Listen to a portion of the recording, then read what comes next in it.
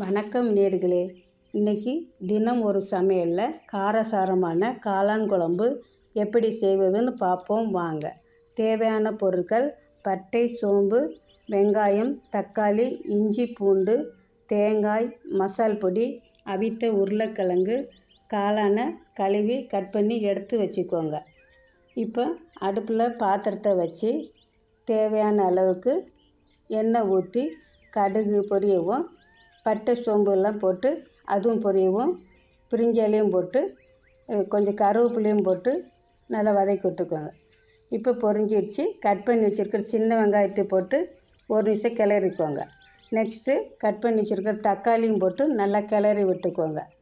இது ஒரு நிமிஷம் வதங்கவும் அரைச்சி வச்ச வெங்காய விழுதை கொட்டிடுங்க. அதையும் நல்லா கிளறிட்டு நெக்ஸ்ட்டு அரைச்சி வச்ச தக்காளி விழுதையும் அதில் கொட்டி நல்லா கிளறி விட்டுக்கோங்க. இப்போ இஞ்சி பூண்டு பேஸ்ட்டு போட்டு நல்லா கிளறி விட்டுக்கோங்க.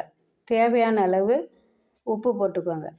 இப்போ உப்பு போட்டு ஒரு நிமிஷம் கிளறவும் மசால் பொடியும் வத்த பொடியும் போட்டு நல்லா கிளறி விட்டுக்கோங்க.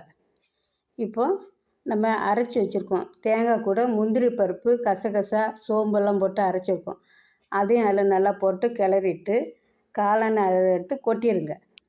அதை நல்லா கிளறி விட்டுட்டு நல்லா கிளறி விட்ட பிறகு இப்போ அவிச்ச உருளைக்கிழங்கு எடுத்து அதில் போட்டு அதையும் நல்லா கிளறி விட்டுக்கோங்க.